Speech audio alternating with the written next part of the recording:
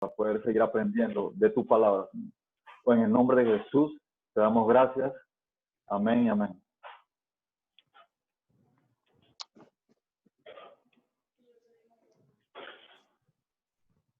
Listo, mi hermana. No se escucha, profe. Bueno, este es un relajo en Zoom, que siempre pasa. Está hablando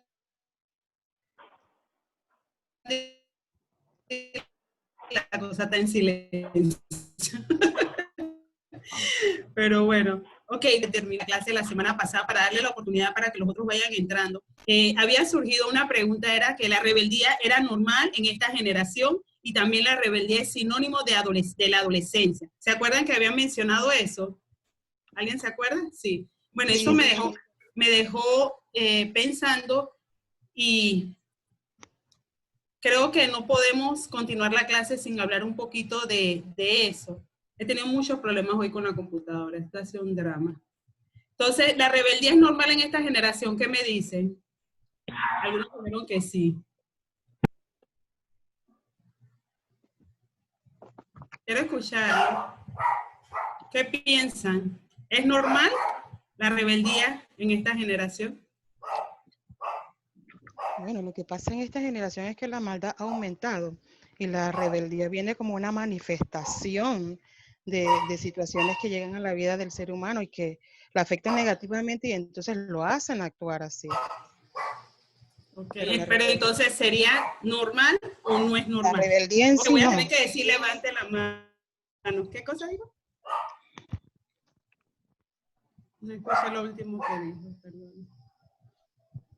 Ok, entonces, ¿es normal? No, es que no se escuchó claro. Sierva, no la escuchamos. ¿Todos la escucharon? Levante la mano los que escucharon a la hermana Migdalia. Yo la escuché. Sí, Ahora okay. sí me escuchan. Ok, entonces la pregunta ¿es normal o no es normal? Si es los que dicen que es normal la rebeldía en la adolescencia, levante la mano. Laisa, ¿qué es eso disque? Yo pensé que ibas a decir disque. Ok. ¿Qué dice el pastor Frank? Queremos escucharlo. No Nada. es normal. No es, así es, hermano, no es normal. No es normal. La única forma que la rebeldía sea normal en estos tiempos es porque esta generación considere que sea normal. Pero la rebeldía para nosotros no puede ser normal. Porque primero, cuando nosotros pensamos en rebeldía, ¿quién es el rebelde máximo por excelencia? Satanás, ¿sí o no? Así Entonces, mismo. si nosotros decimos que eso es normal, eso decimos que, bueno, todos los jóvenes son puro diablito. Claro que no podemos aceptar que es algo normal. Así que la rebeldía solamente es normal para la generación que la considere normal.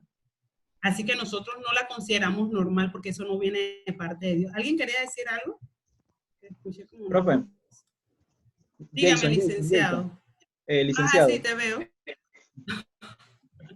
Ajá, Bueno, la verdad, o sea, si lo vemos en el punto del cristianismo lógico, o sea, no es normal, pero si lo vemos en el ámbito tradicional humano afuera, o sea, la rebeldía es algo normal, porque hay influencia, hay problemas en los hogares, hay tantas cosas que se pueden ver, pero un cristiano lógico, si es un hogar cristiano, no debería por qué verse una rebeldía. Pero si lo ponemos en ese punto de vista, pero si lo vemos en el punto de vista de afuera, o sea, en la sociedad es algo normal eso. Le preguntas a cualquier... Pero para la sociedad, lo que acabas de decir, no quise soltarte, ahí mismo, para la sociedad. Ajá. Por eso, si la pregunta hubiese sido, para nosotros los cristianos, ¿es normal? Ya uno dice, no, lógico, no es normal. Pero si es para la sociedad, cualquier inconverso va a decir, sí, o sea, la rebeldía hoy en día, eso es algo normal. Todo el mundo anda peleado en la calle. Por eso, o sea, mi punto de vista es ese, pues. Ok, pero la pregunta es, ¿la rebeldía es normal en esta generación? Nosotros no podemos decir, eso no es normal en esta generación. La única persona que vamos a ver rebelde es lo que acabas de mencionar y me agarro de lo que dijiste, es para gente que piensa que es normal, pero nosotros no debemos pensar y no debemos aceptar eso. Y vemos muchas veces en las iglesias que los padres aceptan eso. Bueno, esto es normal en la juventud, en la adolescencia. Nosotros no. No, para esta generación no es normal la rebeldía. Entonces, la otra pregunta era, ¿la rebeldía es sinónimo de adolescencia? Para nada. Dice que es para nada, así mismo es. La rebeldía jamás puede ser sinónimo de adolescencia. Este es un periodo que creó Dios. Y que nosotros podamos decir que eso es sinónimo de rebeldía. O sea, que estamos diciendo, Señor, que tú creaste puros adolescentes, esta etapa creaste a puros rebeldes. Eso, en conclusión, eso es lo que estamos diciendo. Entonces, tenemos que tener eso bien claro, no aceptar algo que no es común como común. Y por ahí les voy a mandar un escrito la siguiente semana, como tuve bastante, la computadora tiene como 4 meses. Y la compré en el extranjero, así que no hay ni forma de cómo regresarla para allá. Y me está dando mucho problema, así que ténganme en sus oraciones, casi la clase le iba a dar con el celular hoy. Y la misericordia a punta de oración, lo enseñamos a punta de oración, hermano. Puse a mis hermanas a orar, a todo el mundo a orar, así que por ahí les voy a mandar un poquito de información sobre la rebeldía. Y voy a pedirle al siguiente grupo que hable para que vayamos con la siguiente clase y podamos terminar lo más pronto posible. Siguiente grupo, por favor, pongan su cronómetro a menos de 15 minutos, por favor, y gracias. No se me pase. Lo tienen del otro lado. Juan, ¿tú vas a compartir las PPT? La comparto yo o la comparten ustedes. Compártelas. ¿De quién me mandó ese correo, Cándida? ¿Quién fue? Profe, Sí, yo. Cándida. Dame un momentito, voy. Discúlpame.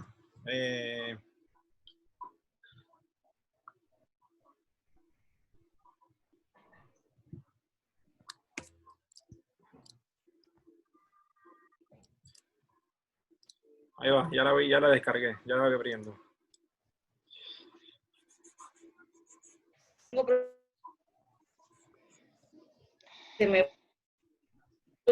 Entro.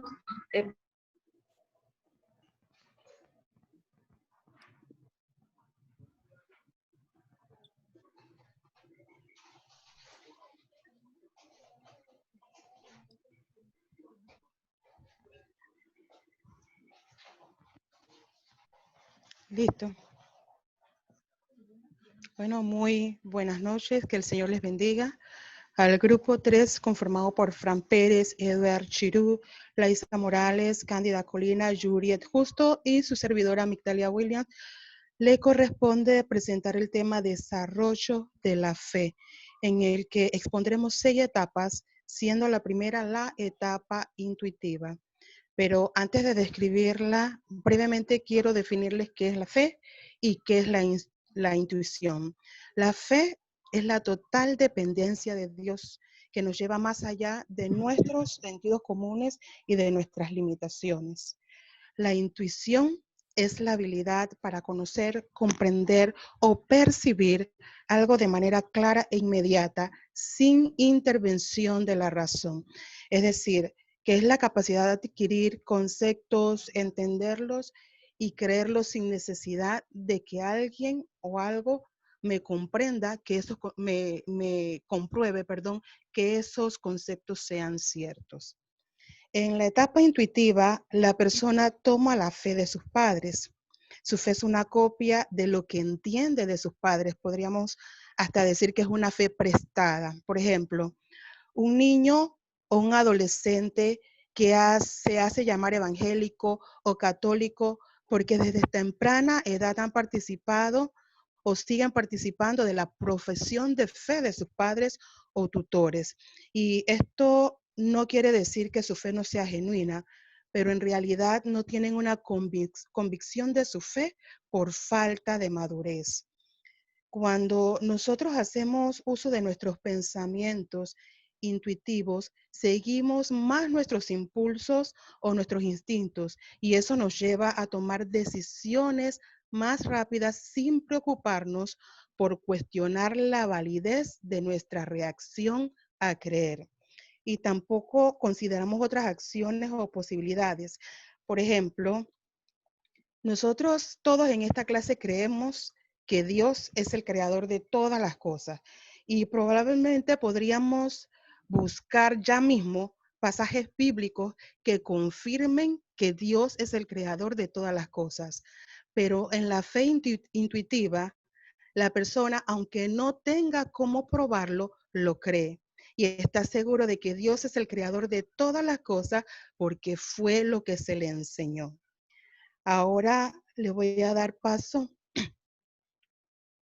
a mi compañero Edwin Chirú, que va a hablarles de la etapa literal de la fe.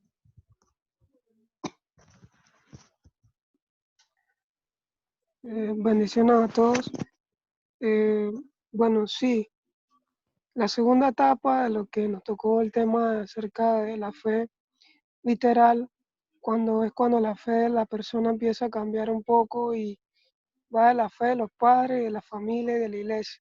Ahora bien, literal viene siendo la palabra de las personas que respetan la fuente original o respetan lo que ya desde un principio se iba planteado en la Biblia. Entonces, en esta segunda etapa voy a poner como todo lo que fue esto. ¿Se escucha? Sí, Eh, lo que fue los israelitas se quejaron cuando la historia acerca de los israelitas cuando iban hacia la tierra prometida, que se quejaron contra Dios. En medio del desierto, una de las noches, la Biblia dice que los israelitas comenzaron a llorar y se quejaron de que Moisés lo iba sacado para la tierra prometida y que ellos estaban sufriendo, la estaban pasando mal en el desierto, que ellos fueran preferido quedarse y fueran muertos en Egipto o morir o fueran muertos en el desierto. No creían de que esa tierra prometida existía, a pesar de que Josué y Caleb iban ido y le habían dicho de que allá estaba la tierra prometida y que Dios le iba a dejar entrar, que iba a ser una tierra fructificante. Ellos preferían en ese instante regresar atrás. Entonces ellos, eso es una fe, en pocas palabras, una fe en queja, se estaban quejando, no tenían fe. Entonces, por esa medida de esa fe, de este tipo de fe, Dios no actúa de esa manera. Entonces, ese es un ejemplo acerca, le quería dar acerca de la etapa literal. Puede la siguiente diapositiva. Así que la fe es por el oír y oír la palabra de Dios. En esta diapositiva, en esta parte de la diapositiva, Dios nos habla acerca o nos dice que simplemente no, la fe no es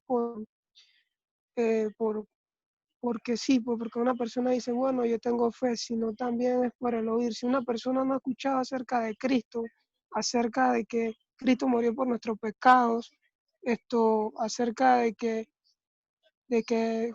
con Cristo somos redimidos por su sangre. Si una persona no ha escuchado acerca de esto, ¿cómo puede creer en un Dios vivo, un Cristo vivo? Entonces, esa es mi parte. Le doy paso a mi siguiente compañero en la parte 3 de la charla. Amén. A mí me tocó la etapa convencional. Se dice que no es una fe propia. La etapa convencional es su iglesia, todavía no han desarrollado su propia fe. Esto aproximadamente se da mucho en los adolescentes. Significa que el adolescente va moldeando sus creencias por sus relaciones con otros individuos. Adopta muchas veces una actitud conformista para así quedar bien con las personas que tiene a su alrededor. Esto se da por dos razones. Sensibilización en las opiniones. Para no ser rechazado por sus amigos, está dispuesto muchas veces a rechazar o a ocultar sus creencias, muchas veces sus actitudes, para sentirse como identificado o sentirse aceptado ante la sociedad. Muchas veces yo leía también que, como se da en la etapa de los adolescentes, leía que muchos de estos adolescentes tratan de tener una postura frente a los padres, frente a la iglesia. Y como estamos hablando de la fe, analizaba también que esto mucho se da en los grupos de la iglesia, que no solamente no vamos a hablar y meter el mundo, ni los inconversos, sino se da, no nos vamos lejos, sino se da en la propia iglesia, los grupos de la iglesia, y muchas veces yo decía, es peligroso, ¿por qué? Porque hay adolescentes que han empezado los caminos de Dios solos, sin un padre, sin una madre que es cristiana. Entonces esto afecta porque a veces ellos pasan situaciones que de repente no se atreven a contárselas a sus padres y a quién tienen alrededor, a los jóvenes. Y a veces afecta porque, como yo leía hace un momento y decía, no han desarrollado su propia fe, sino que muchas veces su fe está puesta en la juventud, en lo que hacen los demás, para no sentirme rechazado. Y estamos hablando de grupos de la iglesia.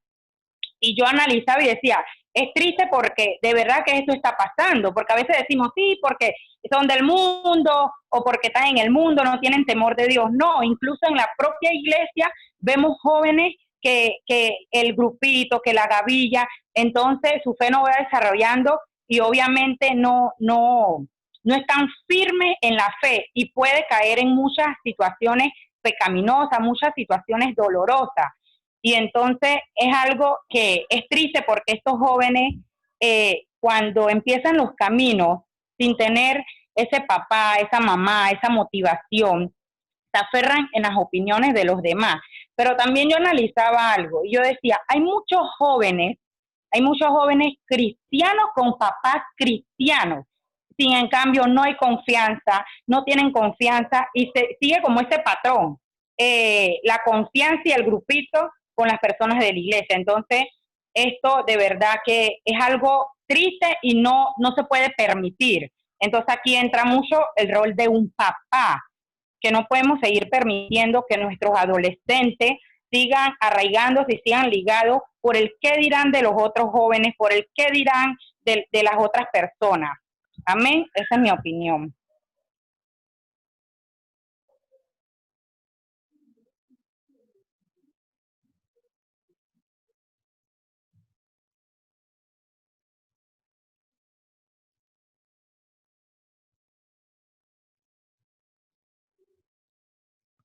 No se escucha. Perdón. Dios le bendiga. Es que, bueno, mi cuarta etapa es la etapa individual, desarrollando la fe individual.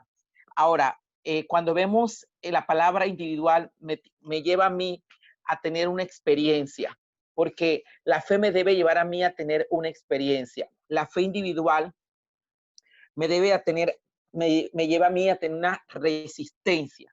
Como dice, la fe es ahora de ellos. Ellos se han movido de la fe de las personas que tienen significado en sus vidas. Por lo tanto, allí va una experiencia individual de cada uno. Y esa experiencia nosotros podemos verla tanto en los hombres de fe, como dice el libro de Hebreos, y que menciona muchos hombres allí que mostraron su fe. Pero esa fe me debe llevar a resistir. Esa fe me debe llevar a mí, hermano, a nunca aceptar derrotas, a nunca perder la esperanza.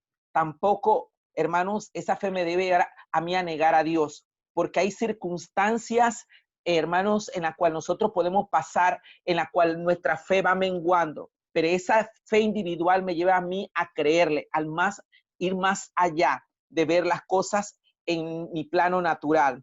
Pero también esa fe individual debe ser una fe perdurable, no una fe momentánea, sino una fe perdurable, que perdure, que se mantenga ante cualquier adversidad, ante las dificultades, ante el dolor, ante las pruebas. Eso es mantener una fe individual. Y cada quien tiene que tener su fe individual, una fe propia, una fe auténtica, recordando que la fe sin obra es muerta. Entonces, tenemos que mantener esa fe hasta al final. nuestra hermana compañera, nuestra hermana Laisa, con la fe consolidada. Señala que es una etapa relativamente compleja y reflexiva. En esta etapa nosotros vemos que el adolescente ya no depende de la fe de sus padres, no depende de la fe del pastor, no depende de la fe de los, sino que ahora depende de la fe en Cristo Jesús. Esto debemos saber que el concepto de consolidación es firmeza. Es aquí donde el joven va a tener una experiencia con Dios. Y yo lo llevo al plano de la vida de José. José fue enseñado en la palabra, en el Torá. Él tuvo que tener una experiencia cuando fue vendido por sus hermanos y fue al palacio del capitán que fue Potifar. Allí él tuvo que experimentar la fe en Dios completamente por sí solo. Ya no estaba su papá allí, ya no estaban sus hermanos, no estaba ni un pastor para ayudarle. Solamente él tenía la experiencia en esta etapa de consolidación. El joven experimenta por sí mismo. Que Dios le bendiga y le damos pase a la próxima. Buenas noches, amados hermanos, ¿me oyen? Bueno, mi fe, la fe que les voy a hablar es de la fe universal, ¿verdad? Pero no les quiero mencionar sin antes hacerle referencia de dónde surgieron esas etapas. Se llaman etapas del desarrollo de la fe de Flower. ¿Quién fue Flower? James Flower fue un profesor teólogo, ¿verdad? Que él hizo similitud al desarrollo de la fe desarrollo cognitivo similar al de Chantal. ¿Me oyen?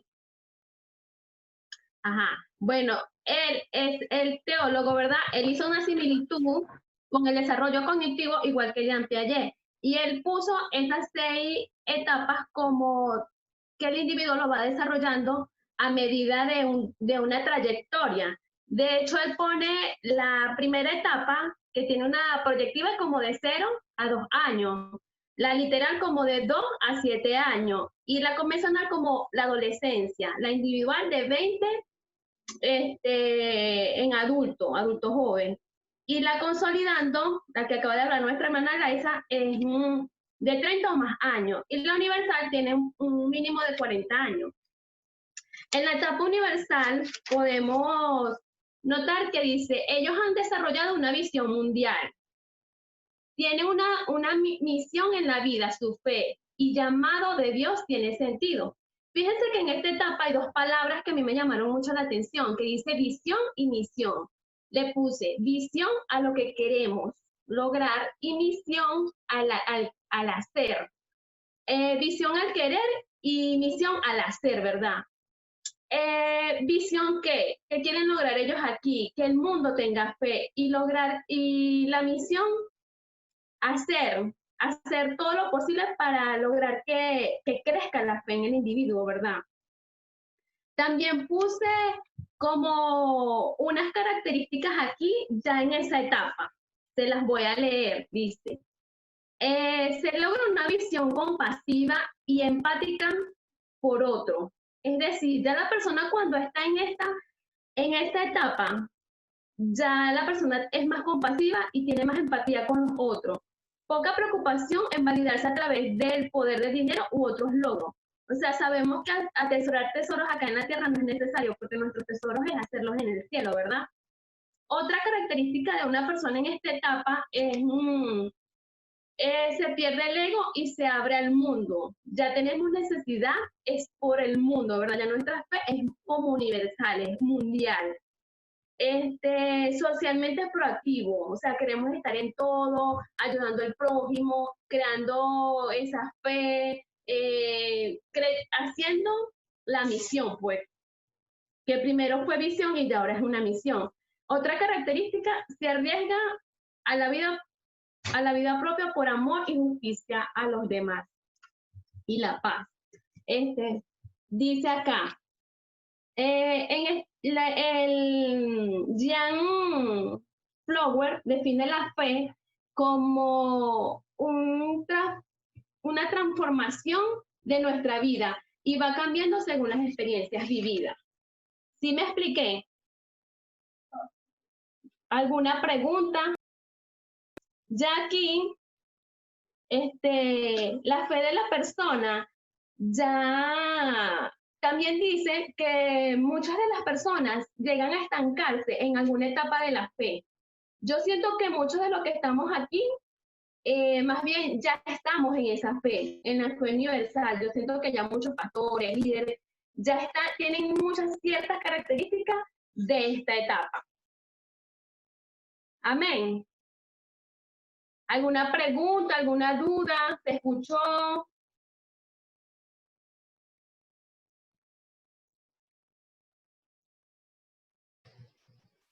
Sí, muy claro. Estaba claro todo lo que estaba diciendo. Ah, bueno. ¿Un comentario, alguna pregunta? ¿Tienen alguna pregunta que quieran hacerle al grupo? Si me permite un breve testimonio que Sí, no lo he compartido todavía en mi iglesia como tal, pero ya mis pastores lo saben. Hace 7 años yo vengo por una petición, ¿verdad? Que mi hijo se reconciliara con el Señor. Desde los 12 años él servía, pero hace exactamente 7 años que él estaba en el mundo. Y le confieso que el Señor fue tratando conmigo en esos 7 años y le digo que la fe que puedo tener ahora no es la fe hace 7 años, porque yo podía obtener cosas, peticiones que le hacía el Señor, pero yo le decía, esta, Señor, esta, en particular, porque no, él me decía, está en mis manos. Pero como el tiempo del Señor es perfecto, en 7 años fui tratada y sentía en momentos que no valía nada, o sea, que me destruía. Pero el Señor estaba creando en mí muchas cosas. De hecho, me sensibilizó mucho por los jóvenes y el hecho de que estoy aquí aprendiendo más sobre el trato de jóvenes. Y puedo decir que la fe comparto como las etapas, se desarrolla y que la palabra del Señor se cumple por los siglos de los siglos, se seguirá cumpliendo.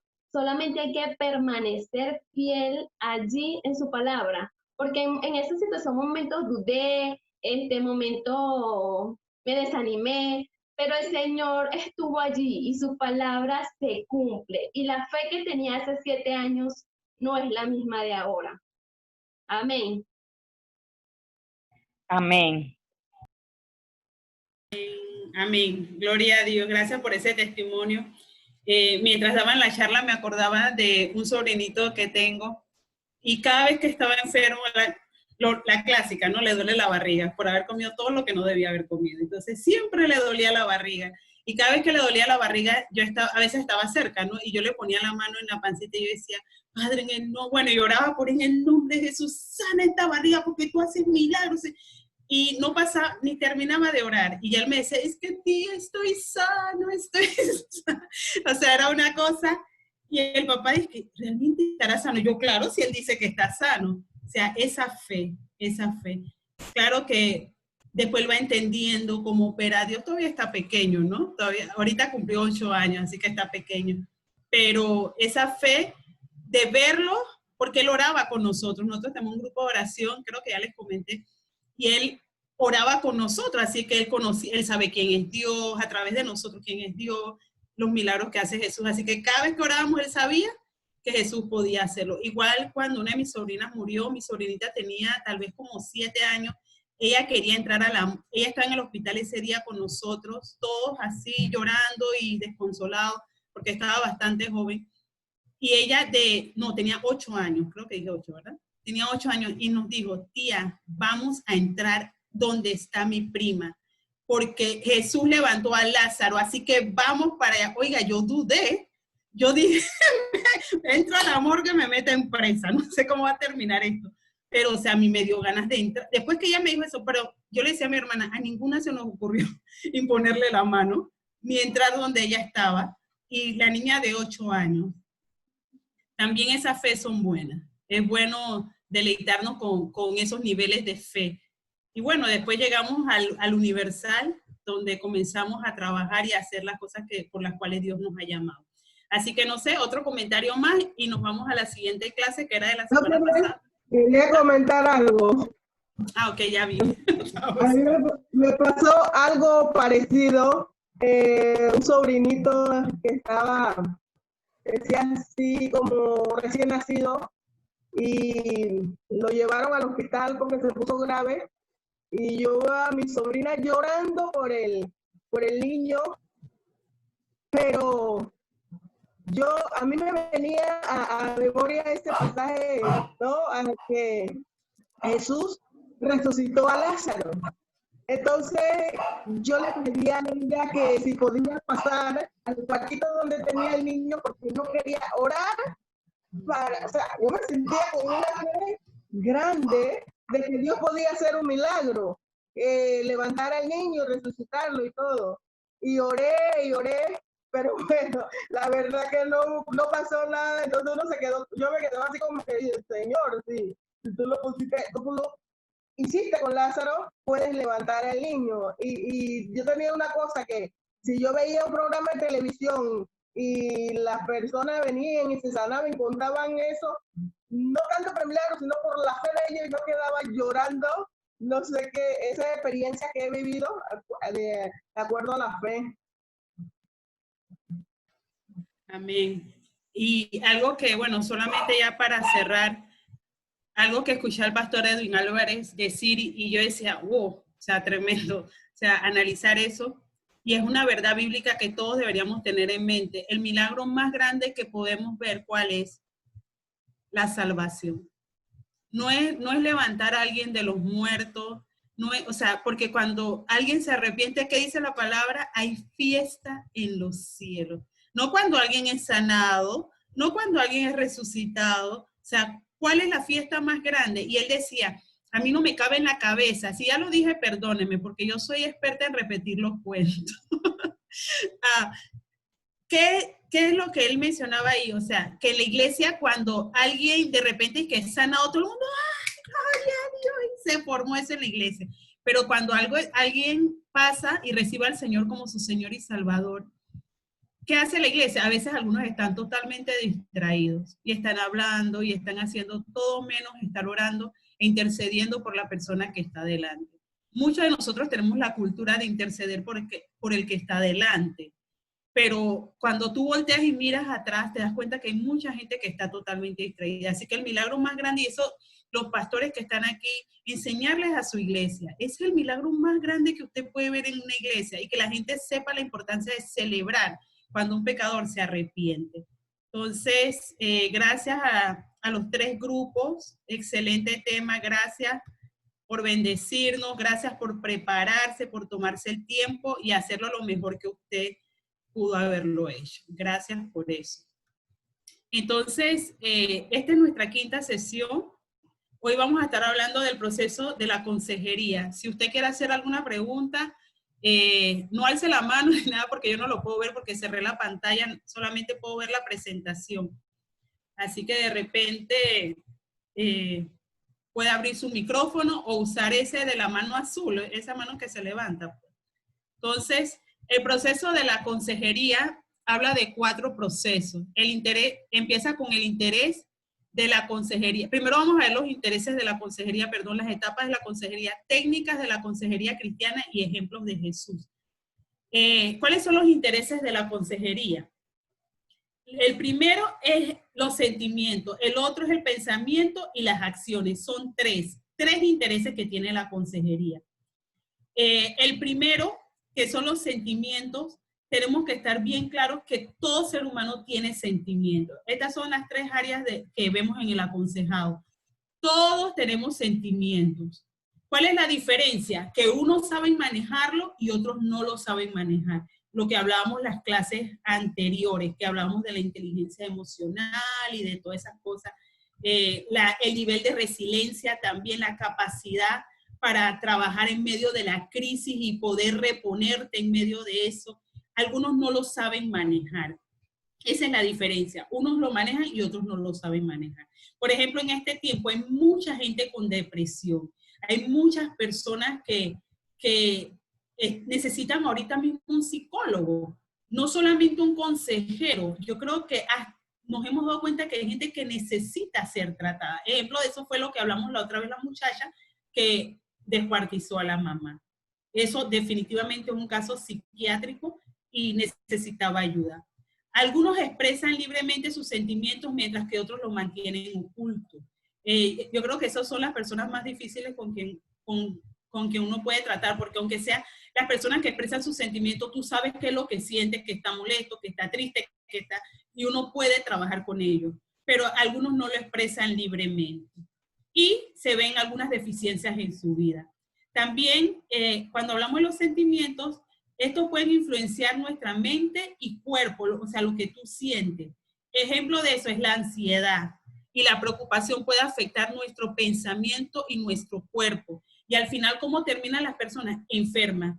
La primera o segunda clase, no me acuerdo, yo creo que les había comentado de una sobrina y la Isa también nos comentó algo. Entonces, hablábamos de cómo físicamente tú puedes sentir algo que está en tu mente, o sea, algo que tú se expresa en medio de una enfermedad. Entonces, tenemos que tener mucho cuidado con eso.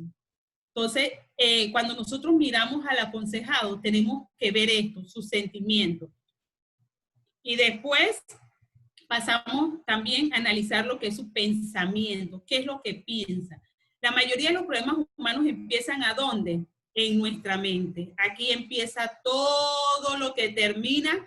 Puede ser en una desgracia, puede ser en una cosa buena, pero todo empieza aquí, en el pensamiento.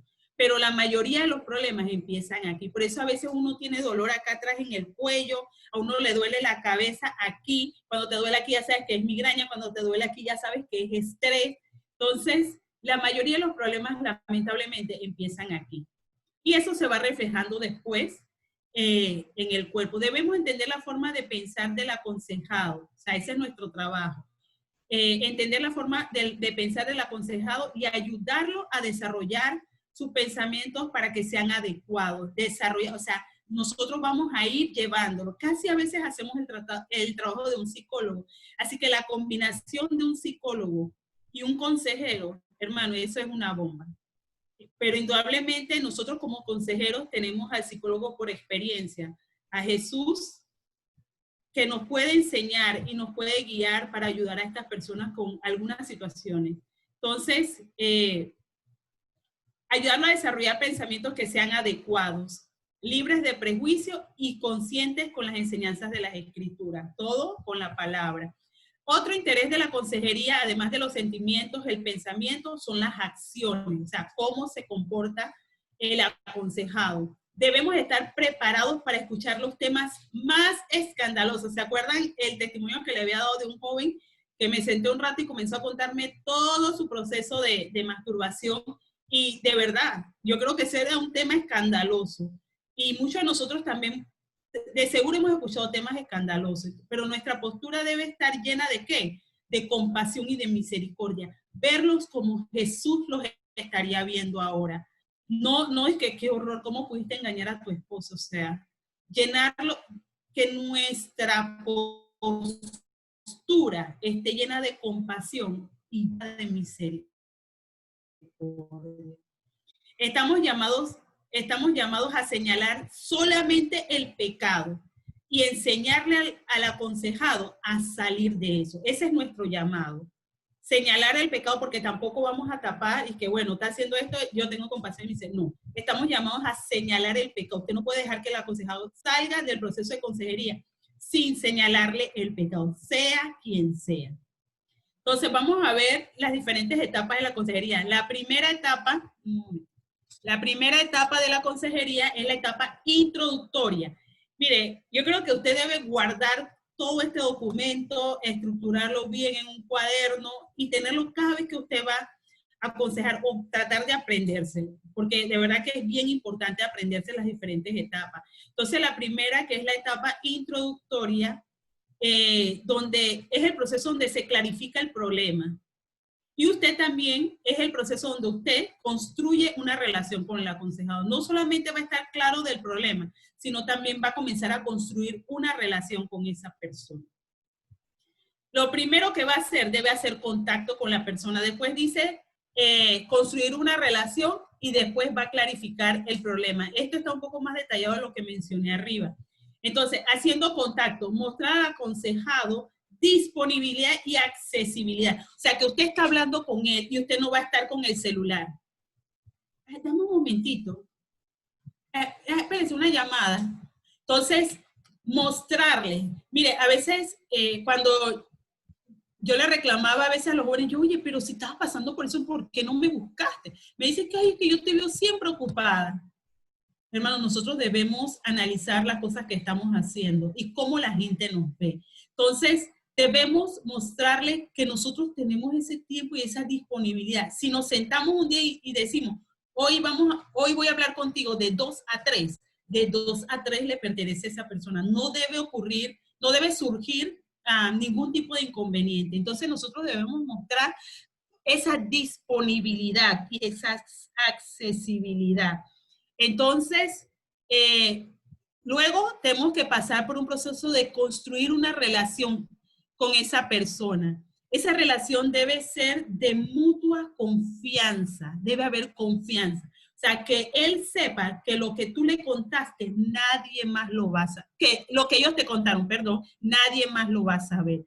Por eso cuando usted está en este proceso, construyendo la relación, y ellos le están contando que sí, te comento, que mi esposo hizo esto y yo hice esto, pero por favor no se lo cuentes a nadie. Yo creo que a ellos se los dije, pero de todas maneras lo voy a recalcar. ¿Qué es lo que usted le va a decir?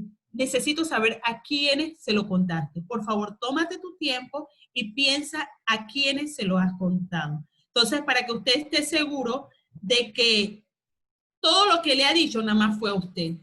Porque el día que salga o alguien lo dijo y no fue usted, la van a acusar o lo van a acusar a usted. Entonces se va a romper esa confianza. Nosotros no podemos permitir que esa confianza se rompa. Por eso, una de las preguntas que usted debe hacer, o yo creo que una de las primeras, ¿a quién se lo has contado? Créanme lo que es bien importante. Y los que han hecho el rol de consejero saben que el hecho que otro lo sepa, eso es licencia para que toda la iglesia o todo el mundo se entere. Así que debemos estar seguros de que en medio de esta relación que estamos construyendo, de mutua confianza, que solamente yo sé lo que tú me contaste. Entonces es importante eso. También en esta etapa introductoria debemos hacer una clarificación del problema, estar claro, primero ayudar a esta persona, el aconsejado, a reconocer cuál es su problema. Porque a veces ellos están concentrados, bueno, todo esto que me está pasando es culpa de mi papá, todo esto es culpa de mi mamá. Entonces nosotros tenemos que llevarlos a entender claro, reconocer, ya tú eres adulto, ya no puedes seguir culpando a tu mamá. Entonces tenemos que ir enseñándoles, clarificar el problema. Esta exploración ayuda al aconsejado a sentirse mejor, porque ya está claro por dónde viene el asunto, y obtener una perspectiva clara del problema. ¿Para qué? Para liberarse de emociones y frustraciones que no han sido expresadas. O sea, es una forma de estar claro de dónde viene toda esta situación que ellos están pasando.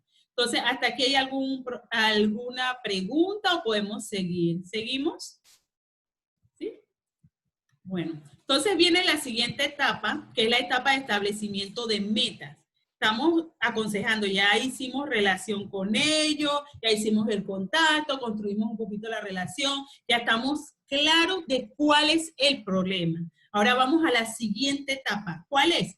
Establecimiento de metas. Entonces, ¿qué es lo primero que se hace aquí? El consejero y el aconsejado trabajan para obtener posibles soluciones al problema. O sea, había un problema. ¿Cuáles son las posibles soluciones que tenemos a este problema? Algunos, en el caso de la persona que estaba hablando, bueno, te tocará, ya tú tienes 25 años y tú estás diciendo que estás cansada de tu mamá. ¿Cuál es la solución? Lo ideal, ¿cuál es? Que tú salgas de tu casa casada. Pero si tú estás tiqui, que mi mamá, que el problema que lo sé, a los 25 años yo creo que es suficiente edad para que tú busques dónde vivir. Ya que no quieres estar bajo el paraguas de tu mamá y no quieres llevar las reglas, bueno, busque dónde vivir. porque está cansado de ella, estoy cansada de todo lo que me dice, entonces buscar soluciones. No estoy diciendo que esta sea la solución, ¿no? Pero buscar soluciones. Indudablemente las cosas que nosotros no tratamos se van a repetir. Y lo hemos visto en nuestra vida cristiana. Lo que tú no tratas o finiquitas, te toca tratarlo de nuevo. Y eso yo lo vi mucho con algunos jóvenes. Habían dos hermanas que eso era pelea y pelea y pelea. Eso parecía un ring en esa casa. Al final se casan, cada una se casa. ¿Y qué crees? El ring terminó con la hermana y lo llevaron a su casa con los esposos. Entonces lo que tú no resuelves, lo llevarás a otras instancias y lo llevaron a su matrimonio. Así que debemos obtener posibles soluciones al problema. También debemos establecer metas específicas, las cosas que nosotros deseamos a alcanzar en esta consejería, pero deben ser metas que sean capaces de que podamos evaluarlas. O sea, que si yo digo que voy a hacer esto, yo puedo evaluar ese proceso. Cuando yo le doy consejería, yo tengo una joven ahorita mismo que la estoy tratando por problemas de ira y bastantes situaciones, ya está bien grande, pero está dando lata en su casa, pero quiere ser ayudada, gracias a Dios. Entonces, metas específicas, yo le digo, bueno, a ella le cuesta abrazar a la mamá, yo le dije, bueno, vamos a ponerla, la primera es, vas a abrazarla cuando la veas, primero cuando la veas en la mañana, vas a abrazarla, porque la mamá no tiene problemas en abrazarla, así que yo, bueno, la vas a abrazar. Oiga, 2 semanas y no ha podido abrazar a la mamá. Entonces, yo la evalúo 3 días. Oye, te estoy llamando para saber cómo va el proceso de abrazo. ¿Has podido abrazarla? Ok, no. La primera que le había puesto, decir buenos días. Buenos días no es contacto físico. ¿Pudiste decir buenos días? Todavía no. Entonces, metas específicas donde puedo evaluar el proceso que está avanzando para saber si el problema se está manejando exitosamente o necesita hacer cambios a futuro. Entonces, si ella no logra todos estos objetivos, estas metas que yo le di, ya indudablemente tú no quieres hacer nada. Entonces ya, si no quieres relacionarte con ella, ya tienes que hacer otras cosas. Entonces, también se puede estimular al aconsejado a hacer una lista de acciones específicas. Esto también tiene que ver con esto, las cuales pueden usarse para cambiar actitudes y conductas. Hacer etapas de establecimiento de metas. Igual, esto tiene que ver con, por ejemplo, los que tienen hijos adolescentes o hijos de 22, 24 años y que no quieren hacer nada en la casa.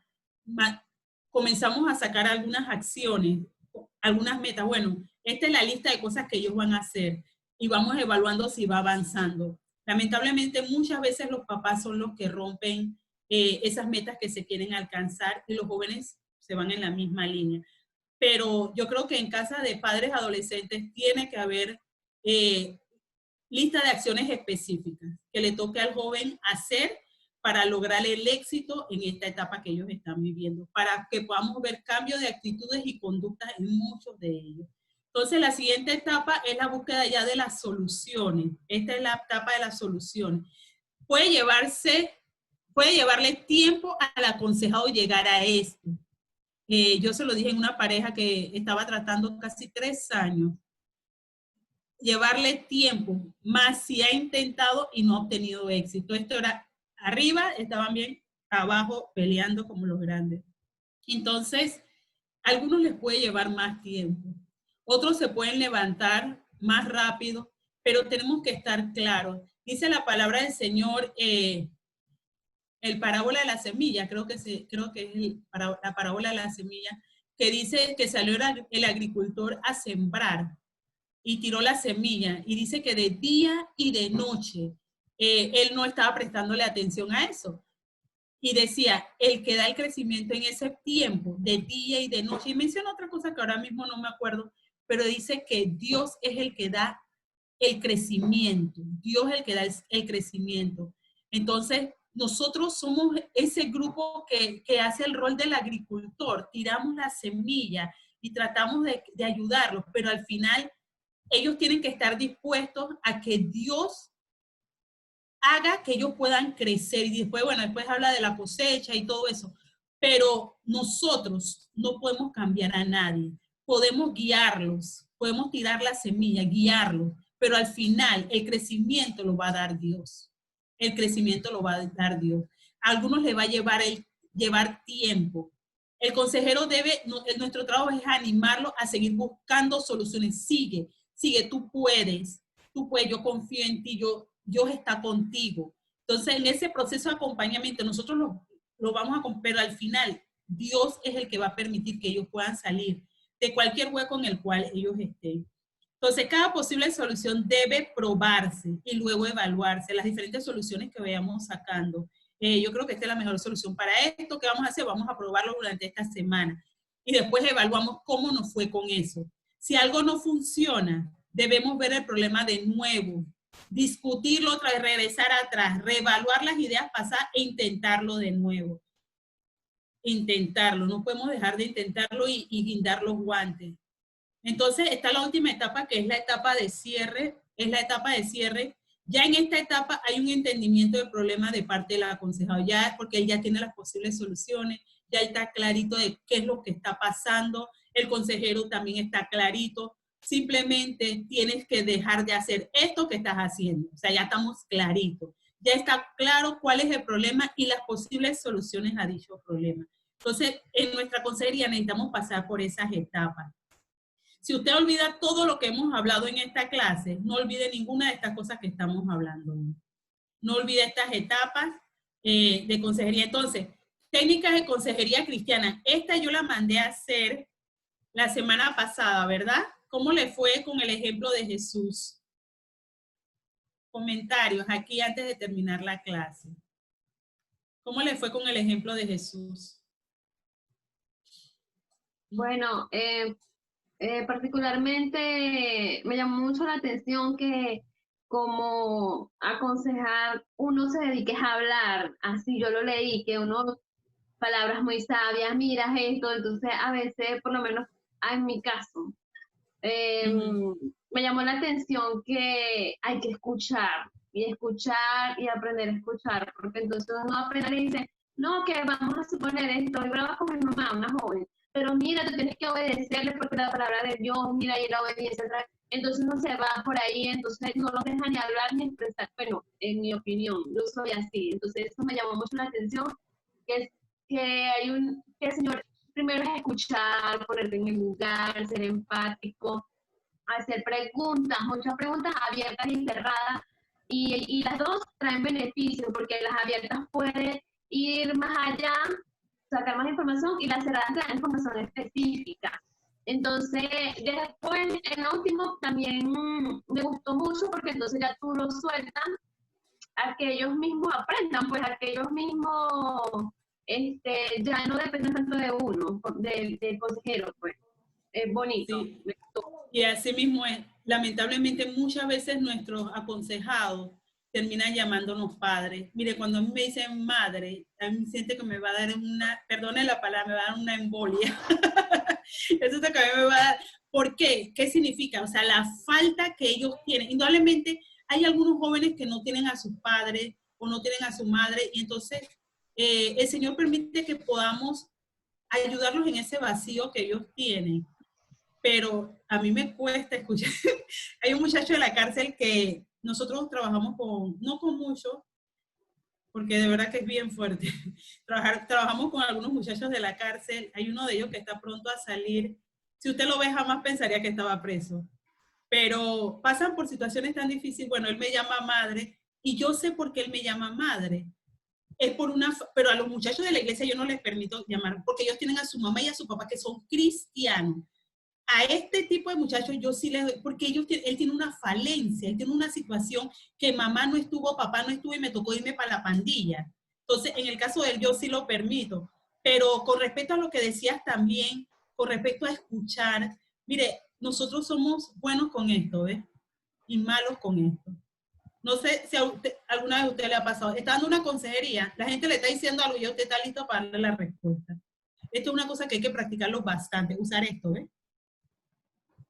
Así que no creas que solamente eres tú. Quiero recalcarlo, muchos, indudablemente algunos ya tienen la práctica. Hay gente que es muy buena en eso. Yo tengo que sentarme durante la consejería y pensar, tienes que escuchar. Yo misma me estoy diciendo, escucha, cállate la boca, porque yo soy así, ¿ves? Rapidito, y bueno, sí que no sé qué. Entonces tenemos que tener mucho cuidado con eso. Entonces, ¿alguien más que quiera comentar sobre esto, la técnica que usó Jesús, la que utilizó Eliú? ¿Comentarios?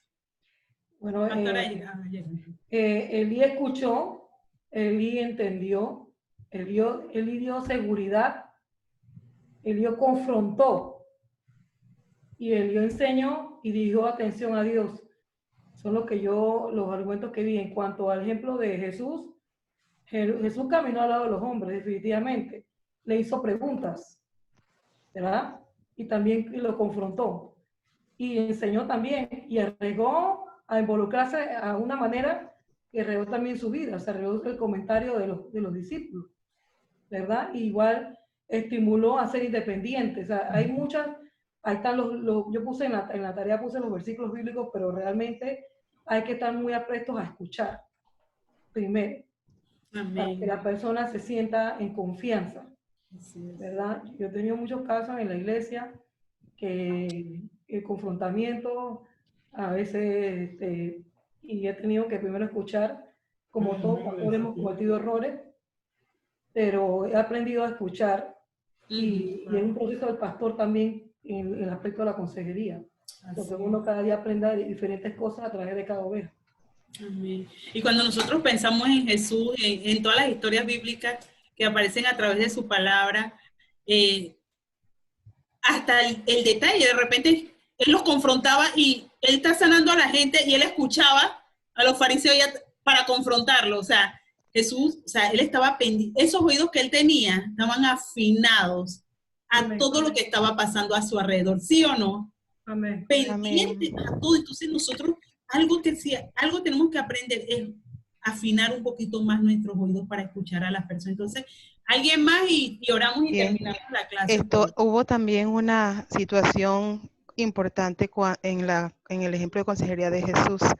Ahí se menciona que Jesús sacó las escrituras, ¿ya? Entonces, él usó las escrituras para hacerle entender a los que estaban en el camino a Maús cuál era el error en el que ellos estaban cayendo, porque ellos pensaban una cosa por ignorancia, pero Jesús usó la palabra para aclarar. Amén, así es. Así es. Y bueno, podríamos rescatar muchas otras cosas más.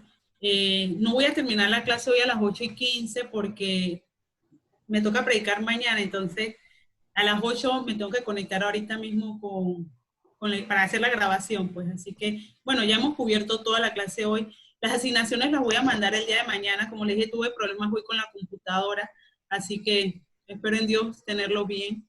Así que aquí terminamos. No sé si alguien quiere decir algo. ¿Todo bien? Oramos y terminamos y tienen un poquito más de tiempo de receso. Pastor Juan, Frank, está en silencio. Profesora, quería notificarle, voy a retirarme de la materia, pero quise terminar hoy porque no quería dejar el grupo así guindando, como tenía la participación, pero ya que tengo los créditos de consejería y psicología juvenil. Así es. Entonces, ¿por qué se va? Vamos a extrañar. Así que solamente me quedo con el grupo con liderazgo. Listo. Pues bendiciones, Pastor Frank. Gracias por estar con nosotros. ¿Cómo no? Bendiciones.